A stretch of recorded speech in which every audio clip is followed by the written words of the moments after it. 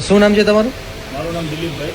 દિલીપભાઈ, ખાસ તો એક વિવાદિત વિડીયો આવ્યો હતો પૈસાની લેતી દેતીનો, અને ભાજપના પૂર્વ નગરસેવક આપની પાસે લેતી દેતીનો વિડીયો સામે આવ્યો હતો. શું વિગત, નાની પર કઈ પ્રકારે એક્શન લેવા જોઈએ? તો આમાં હકીકત એવી છે કે રવિરત્ન પાર્કમાં અમારું બાંધકામ ચાલુ છે. એ બાંધકામ ચાલુ હતું એટલા માટે એ ભાઈએ અમારા બાંધકામ વિરુદ્ધમાં ફરિયાદ કરેલી હતી કોર્પોરેશનમાં. ત્યારબાદ કોર્પોરેશને અમારું કામ અટકાવેલું હતું.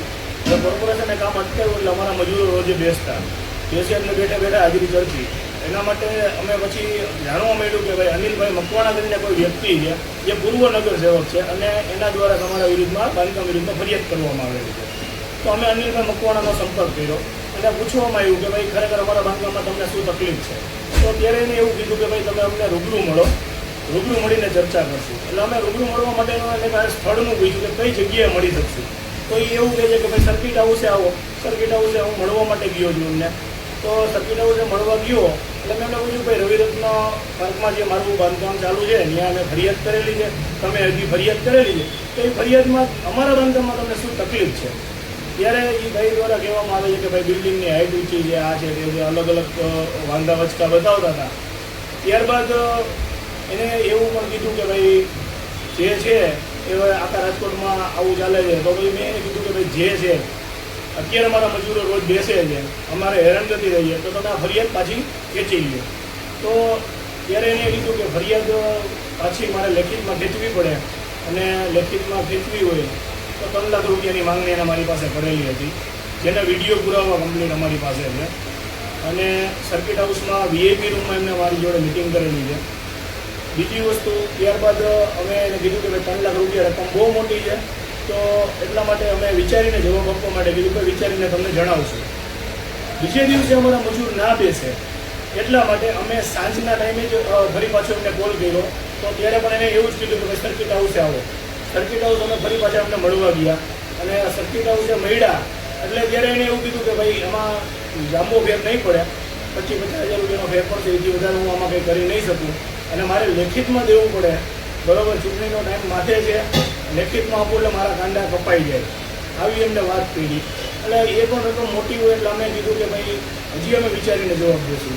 ત્યારે એને એવું કીધું કે હું 3-4 દિવસનો તમારી પાસે ટાઈમ આપું છું, 3-4 દિવસમાં તમારું ફોલોઅપ હું કોર્પોરેશનમાં નહીં લઉં અને કોર્પોરેશનમાં ફોલોઅપ નહીં લઉં એટલે 3-4 દિવસમાં તમે મને વિચારીને કહેજો. આ ભાજપના માજી નગરસેવક હતા, તો કોર્પોરેશન એની મીઠી નજર હેઠળ હાલે છે કે કોર્પોરેશન આની કઈ સાઠગાંઠ હશે, એ પણ એક મોટો સવાલ છે.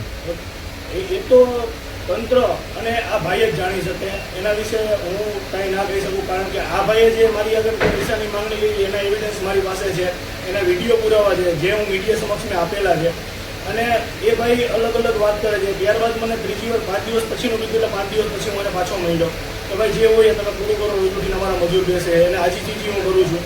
બરોબર, છતાં ભાઈ એ ભાઈ છેલ્લે એવું કીધું કે ભાઈ 1.25 લાખ રૂપિયા હોય તો તું મને ફોન કરજે, બાકી પતશે નહીં, આવું કીધું એમને મને. ત્યારબાદ અમે એનો કોઈ સંપર્ક કરેલો નથી.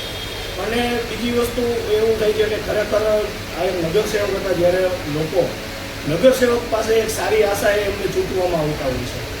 તો નગરસેવક જ્યારે કોઈ પબ્લિકે એમને ચૂંટીને જે તે ટાઈમે બનાવેલા હતા અને નગરસેવક જો આવી રીતે કોઈ લોકોને હેરાન કરીને પૈસા પડાવવાનું કામ કરે એ તો ગેરવ્યક્તિ કહેવાય છે. અને હું તો લોકોને અપીલ કરું છું કે આ વ્યક્તિનો જો કે મારા સિવાય કોઈ પણ વ્યક્તિ ભોગ બન્યા હોય તો ખરેખર ખુલીને મીડિયામાં આવવું જોઈએ. અને મીડિયામાં આવી અને ખરેખર જે હોય એના પુરાવા રજૂ કરવા જોઈએ. અને જો કોઈ એને પૈસા દીધા હોય તો પૈસા દીધા હોય એના પણ પુરાવા રજૂ કરીને મીડિયા સમક્ષ આવી અને આવા લોકોને ખુલ્લા પાડવા જોઈએ. ખાસ તો એ સ્ટેટમેન્ટ એવું આપે છે કે આ વિડીયો AI નો છે, વિડીયો 2 મહિના જૂનો છે, એવા અલગ અલગ પ્લેટફોર્મથી સ્ટેટમેન્ટ આપે છે. તો આ એક જે એ અનુસંધાને પણ હું તમને કહેવા માંગુ છું, મીડિયા મિત્રોના માધ્યમથી મને હમણાં જે થોડી વાર પહેલાં જાણવા મળ્યું તો એ ભાઈ એવું કહે છે કે ભાઈ અમારા મટીરિયલ મારા શાળાના મટીરિયલના સપ્લાયના હતા. થોડી વાર પછી એવું કહે છે કે આ વિડીયો AI જનરેટેડ હતો. તો ખરેખર એવું હોય કે મટીરિયલના હોય તો અમારી કોલ હિસ્ટ્રી કઢાવવાની હું છૂટ આપું છું. મીડિયાના માધ્યમથી એક ચેલેન્જ રૂપે સમજો તો બી ઠીક છે, મારી કોલ હિસ્ટ્રી કાઢો અને એમની બી કોલ હિસ્ટ્રી કઢાવો કે અમારા બે વચ્ચે આ છેલ્લા બીજા મહિના સિવાય બીજા મહિનામાં આ ફરિયાદ એને કરેલી છે. બીજા મહિનાની 6 તારીખથી ફોન અમારા બેનો કોન્ટેક્ટ થયો હતો અને 6 કે 7 ફોન, એથી વધારે એક પણ ફોન થયેલો નથી જેના ઓડિયો રેકોર્ડિંગ સાથે પુરાવા પણ હું આપવા તૈયાર છું. સત્તાધારી પક્ષ શું આની ઉપર ગંભીર નોંધ લે કે શું?